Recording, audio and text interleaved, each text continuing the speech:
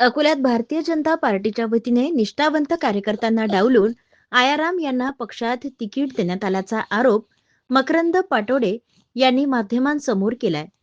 पुढे बोलताना ते म्हणाले की ज्या वेळेस महानगरपालिकेकरिता इच्छुक उमेदवारांची मुलाखती भाजपच्या वतीने शहरात घेण्यात आल्या त्यावेळेस निरीक्षक हजर नसून माजी महापौर विजय अग्रवाल आमदार यांच्याच मर्जीने तिकीट देण्यात आलं आहे.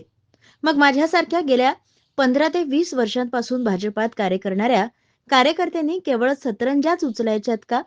भारतीय जनता पार्टीने जरी डावलले असले तरीही मला राष्ट्रवादी काँग्रेस शरद पवार गटाने तिकीट देऊन दखल घेतली आहे. आमच्या अकोला जिल्ह्याच्या खासदार साहेबांनी राजराजेश्वराची मंदिरामध्ये जेव्हा त्यांनी प्रचाराचा नारळ फोडला त्यावेळेस त्यांनी मला शब्द दिला होता की तुम्ही मीडिया क्षेत्रातले सोशल मीडिया बघता, तुम्ही मला माझ्या लोकसभेच्या वेळेस तुम्ही मला मदत करा, मग तुमच्या वेळेस मी तुम्हाला मदत करेन. आमच्या प्रभाग क्रमांक 6 मधून मला मकरंद पाटोळे माझ्या मित्रांनी इच्छा व्यक्त केली की भाऊ मकरंद भाऊ तुम्ही उभे राहा. तर मग मी जेव्हा उभं राहायचा प्रयत्न केला, सगळं तयारी केली, माझी अपक्षाची तयारी होती. भारतीय जनता पार्टीत आम्ही 7 जणांनी इंटरव्ह्यू दिले आणि सगळ्यात महत्वाची गोष्ट भारतीय जनता पार्टीच्या अकोला जिल्हा कार्यालयामध्ये जेव्हा आम्ही इंटरव्ह्यू साठी गेलो तेव्हा माझ्या लक्षात आलं की पक्षाचे पूर्वमध्ये असो एक सन्माननीय पूर्वचे आमदार आणि पश्चिममध्ये भारतीय जनता पार्टीचे महानगर अध्यक्ष जयंत मसने हे इंटरव्ह्यू घेऊन राहिले, निरीक्षक दिसून राहिले. म्हटलं भाऊ निरीक्षक कुठे आहे? तर ते बोलले तुला जर उमेदवारी नाही दिली तर तू काय करशील? म्हटलं मी माझी 100% तयारी आहे, माझी जनता प्रभागातील जनता माझ्यासोबत आहे, मी 100% उमेदवारी टाकीन.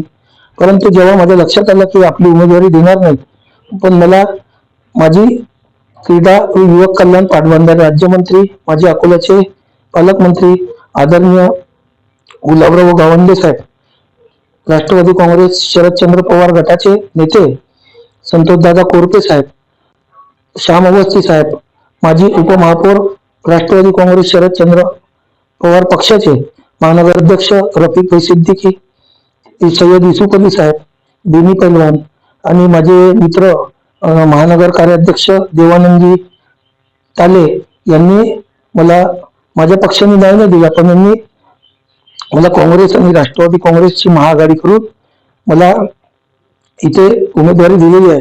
माझ्या भारतीय जनता पार्टीने यंदाचे जे तिकीट वाटप झाली नगर परिषद असेल किंवा महानगरपालिका, तर याच्यामध्ये कार्यकर्त्यांना डावलून इतरांना तिकीट दिलं असं तुम्हाला म्हणायचं आहे का?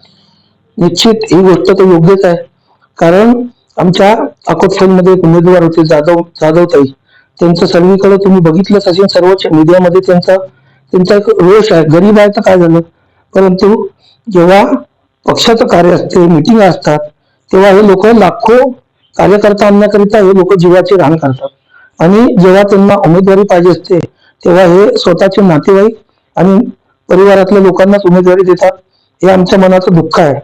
ज्या पक्षात आम्ही कार्य केलं त्यांनी न्याय नाही दिला, परंतु आदरणीय शरदचंद्र पवार साहेबांचा जो पक्ष आहे खासदार राष्ट्रवादी काँग्रेस पार्टी, त्यांनी मला उमेदवारी दिली आणि 100% निश्चित ही जनता मकरंद पाटोळे आणि आमच्या महाविकास आघाडीचे अमलभाऊ सातपुते ब मधून आणि गीताताई गुंदेले यांना ख मधून उमेदवारी दिलेली आहे. आम्ही यांना निवडून आणण्याकरिता ही जनता आमच्या सोबत आहे. 100% आम्ही निवडून येऊ अशी अपेक्षा व्यक्त करतो. धन्यवाद. नमस्कार, मी गीताताई ओमप्रकाश गुंदेले, प्रभाग क्रमांक 6 मध्ये गटामध्ये तुतारी या निशाणीवर उभी आहे आणि आदरणीय शरद पवार साहेबांचं काय विधान राहील विकासाच्या बाबतीत तुम्ही काय सांगाल? विकासाच्या बाबतीत रस्ते एकदम उत्कृष्ट दर्जाचे आहे आणि त्याच्यानंतर आम्हाला गैरसोय होते येण्या जाण्यामध्ये. त्याच्यानंतर युतीला काही असं विशेष हे नाही आहे समाजात, म्हणजे काहीतरी प्राधान्य मिळावं, म्हणजे सहकार्य मिळावं, महिला सुरक्षेचं काही हे नाही आहे आणि त्याच्यानंतर विकास अजिबात नाही आहे. त्यासाठी मी या क्षेत्रात उतरली आहे आणि मला जे हे कार्य करायचं संधी मिळाली आहे त्या कार्यावर मी निश्चितपणे कार्य करेन अशी मी तुम्हाला हे देते. येणारे काळात जे दिलेले कार्ड जे आहे, जे दिलेले कार्ड आहे, इथं भाजपाचा एकदम निकृष्ट दर्जाचे काम आणि वातावरण एवढं गलिच्छ झालेलं आहे अकोला शहराचं, जे आपण अनेक वर्षापासून पाहत आहे. वारंवार त्याच मतदात्यांनी त्याच उमेदवाराला वारंवार निवडून दिलेला आहे. परंतु हा पक्ष भाजपा जरी पक्ष असेल तर उमेदवार जे आहेत ते उमेदवार मतदात्यावर लादण्याचं काम ते भाजपा पक्षानं केलेलं आहे. अनेक प्रसंगी मतदाते उमेदवाराला वार्ड मेंबराला भेटायला जातात, परंतु ते त्या ठिकाणी ते भेटत नाही. त्यांना निराश होऊन त्यांच्या घरून जा लागते. परंतु आजपर्यंत नाली, साफसफाई, स्वच्छ पाणी, दिवेचे अनेक प्रश्न आहेत. पण जे परिसर आहे, या परिसर प्रभाग 6 नंबर मधला प्रत्येक ठिकाणी जटारपेठ असो, कापण्यानगर असो, महाजनी प्लॉट असो, केडिया प्लॉट असो, देशमुख पाईन असो, मराठा नगर असो, रामदास पेठ असो, रामनाथ प्लॉट असो, या सर्व भागात एवढं गलिच्छ वातावरण पसरलेलं आहे.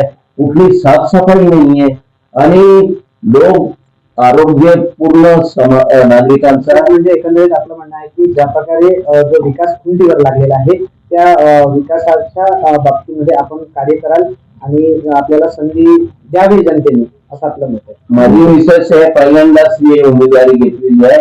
परंतु मला या गोष्टीचा 3दा आता अनुभव आहे, 3दा पराभूत झालेला आहे. परंतु जनतेची सेवा करायची म्हणून मी पुन्हा एक सर्वसाधारण महिन्यामधून उमेदवारी माझ्या मिसेसला गीता ओमप्रकाश मुंडेला या तुतारी निशाणीवर दिलेली आहे.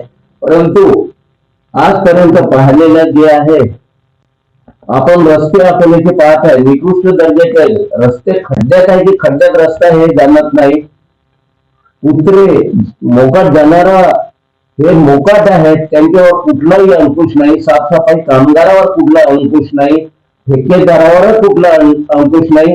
आता पैशाची उधळण हे महानगरपालिकामध्ये हे सर्व प्रकार मेहनतीचे जे पैसे आहेत ते मेहनतीचे पैशाची उधळण हे मागचे जे उमेदवार आहेत त्यांच्यापासून होत आहे. शोषण होऊ नये मतदात्याचा म्हणून आपण हे उमेदवारी घेऊ. काय सांगाल दादा, यंदाची जी महानगरपालिका आहे ती याच्यामध्ये मोठी चुरस पाहायला मिळत आहे. कुठे आघाडी तर कुठे दबीजाडी असं पाहायला मिळत आहे. काय सांगाल यावर? सर्वप्रथम तर मी अमोल दिगंबरराव सातपुते या अकोला महानगरपालिका सार्वत्रिक निवडणूक 2026 मधून प्रभाग क्रमांक 6B मधून भारतीय राष्ट्रीय काँग्रेस व राष्ट्रवादी काँग्रेस पक्ष शरद पवार गट या महाविकास आघाडीचा अधिकृत उमेदवार तुम्हाला सर्वांना नमस्कार करतो. आगामी या निवडणुकीमध्ये वरिष्ठ स्तरावरून निर्णय घेण्यात आला आणि जातीयवादी मतांचं विभाजन करण्यासाठी, म्हणजे थोडक्यात भारतीय जनता पक्षाच्या विरुद्ध महाविकास आघाडी एकत्र येऊन ही निवडणूक लढवत आहे. आपल्या इथे या अकोला महानगरपालिका दर्जाची असल्यावरही इथे मालमत्ता कर जो अतिप्रमाणात लावलेला आहे.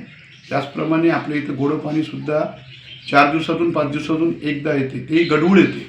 तसेच जी कचरा घंटा गाडी आहे त्याचे यांनी 30 रुपयाच्या ऐवजी आता 50 रुपये प्रति महिना लोकांकडून, महिलांकडून, नागरिकांकडून घेणे चालू केले.